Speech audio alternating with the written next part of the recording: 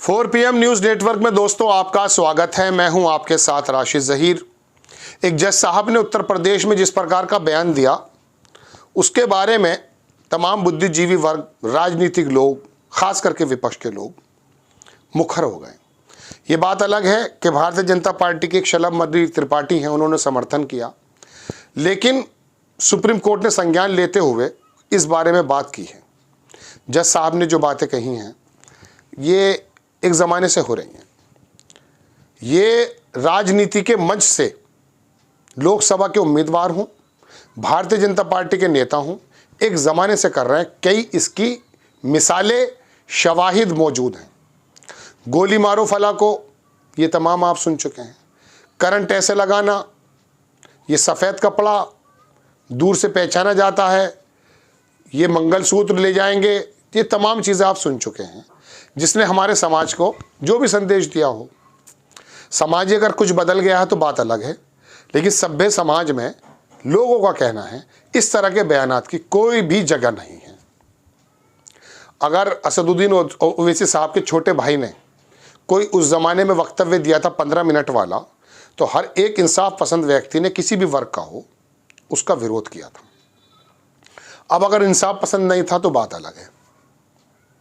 बात सिर्फ इतनी है कि इंसाफ पसंद है या नहीं, इसको तय कौन करता है, या ये वाली भावना आती कैसे कि आप गैर इंसाफ बन जाएं और इंसाफ पसंदी का दामन छोड़ दें। उसकी वजह है सूचना।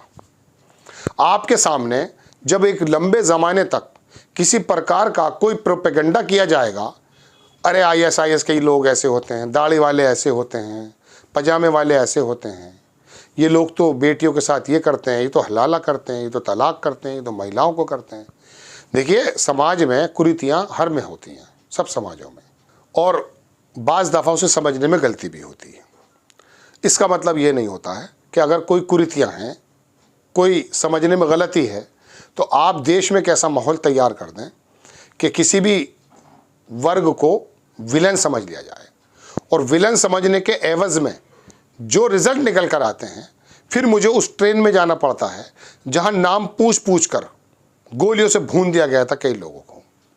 आप याद करते हैं, ये रवैया देश के अंदर ऐसा नहीं है। 10 साल में तो आप ये मानकर चलिए कि उस खेती की कटाई हुई है।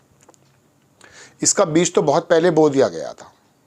मैं अगर आपसे यूँ कहूँ कि हिंदुस्तान पाकिस्तान की बंटवारे के समय बो दिया गया था, ऐसा नहीं है।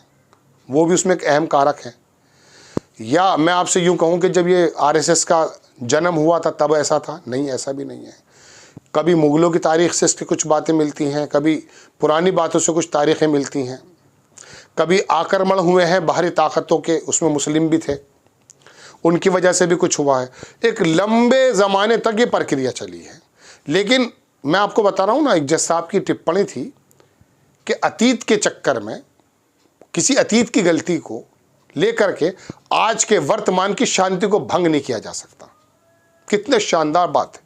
अतीत की कोई गलती अगर है, झूठ है उसमें हालांकि ज़्यादातर, लेकिन अगर कोई है अतीत की कोई गलती, तो वर्तमान की शांति को उसके लिए भंग नहीं किया जा सकता। ये मस्जिदों के सर्वे के मुताबिक बात की गई थी। मैं आपके पास क्यों आया हूँ, 3-4 खबरें लेकर आया हूँ। एक तो आपको मालूम पड़ चुका होगा कि जो उत्तर प्रदेश में जज साहब ने जो वक्तव्य दिया था 2 रोज़ पहले, 3 रोज़ पहले, उसके खिलाफ खबर यह है कि supreme court take note justice Shekhar Yadav controversial speech seeks details from Allahabad high court. उसका संज्ञान ले लिया है। शायद सुप्रीम कोर्ट को ऐसी नज़ीर लिख दे जिसकी वजह से वो जाना जाता है। लेकिन कुछ लोगों के बारे में मैं आपको दिखाना चाहता हूँ कि इसके बारे में भी लोग आ गए।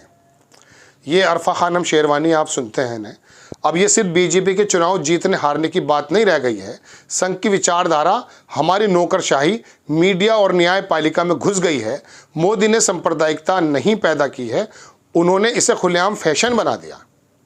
आप एक काम कीजिए, RSS की शाखा लगती है, सिर्फ आप इतना कीजिए कि सुबह को वहाँ जाइए और वहाँ ये देखिए कि ब्यूरोक्रेसी से संबंधित व्यक्ति, जजेस भी शामिल हैं उसमें DGC भी शामिल हैं, उसमें पुलिस के और तमाम विभागों के अधिकारी भी वो सुबह को वहाँ जाते हैं या नहीं। और वहाँ अगर जाते हैं तो आप अंदाज़ा कीजिए कि किस प्रकार की वो शिक्षा लेकर के आ रहे होंगे। देख लीजिएगा। आप दोबारा देखिए, ये मैंने आपको बताया। आगे लिखते हैं कि उन्होंने इसे खुलेआम फैशन बना दिया, लोग इसका दिखावा कर रहे हैं। शेखर यादव का मुस्लिम विरोधी व्यंग इस बदलाव का प्रतीक है।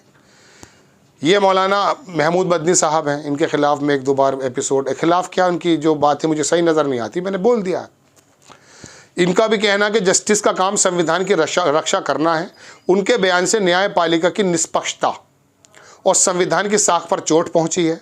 मुख्य न्यायाधीश संसद सदस्यों से अपील करते हैं कि जस्टिस यादव के इस आचरण की गहन जांच कर उचित कार्रवाई करें।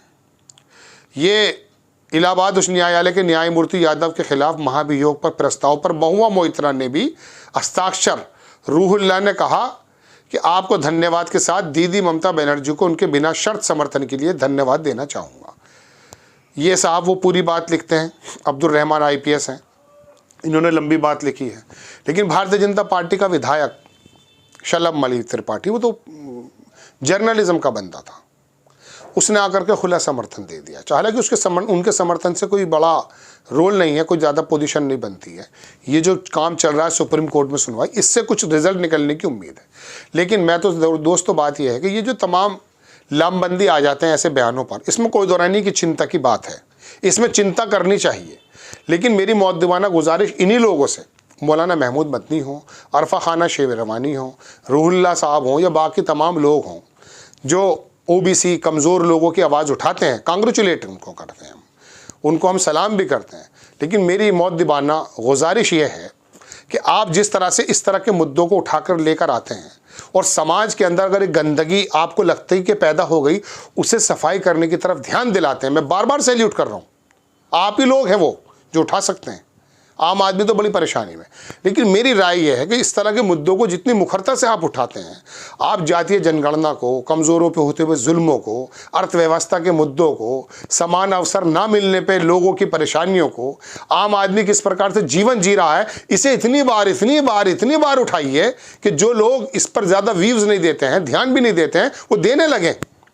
देश के अंदर EVM की बात को, लोकतंत्र की बात को, चुनाव आयोग की बात को और तमाम धनखड़ साहब के व्यवहार को जो आप उठा रहे हैं, आप और बुनियादी मुद्दे, जो आप 2 धर्मों के बीच में, 2 संप्रदायों के बीच में जब कोई मुद्दा आता है उसे आप उठाते हैं। मैं कह रहा हूँ ना, बार बार सैल्यूट कर रहा हूँ। लेकिन मैं ये चाहता हूँ कि इन मुद्दों के साथ साथ आपको उन मुद्दों पे भी इतना ज़्यादा ध्यान देना चाहिए कि आप भले वो फाइनेंस की खबरें ज़्यादा लोग ना देखता हूँ, आप TRP के चक्कर में भले ही आप चटपटी खबरें लाते हो, लेकिन आपको इन्हीं खबरों को चटपटे रूप से उनके सामने परोसनी है ताकि उनकी आदत बन जाए, वो पूछने लगें। हमारा बिजनेस जो चैनल्स हैं वो ज़्यादा देखे जाने लगें, ताकि पता तो चल जाए ना कि देश में चल क्या रहा है। अडानी साहब को बाहर की संस्थाओं ने पैसा देना बंद क्यों कर दिया है, या उनको साख कैसे गिर गई है और भारत की सरकार उनके पक्ष में कैसे खड़ी है।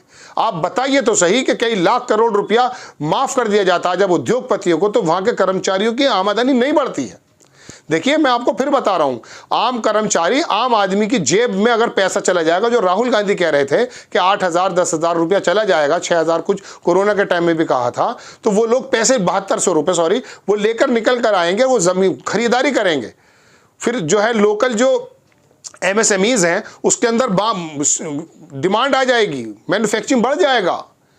फिर ये बड़े बड़े मॉल पर नहीं जाते हैं 90% 80% लोग, भाई वो तो 81 करोड़ लोग। तो मेरा दर्द ये है कि ये तो आपने उठाया है, सुप्रीम कोर्ट ने देख भी लिया। मैं हेडिंग भी यही लगाऊंगा, क्योंकि मजबूरी मेरी भी यही है कि मेरा दर्शक भी हेडिंग देख कर ही अंदर आता है।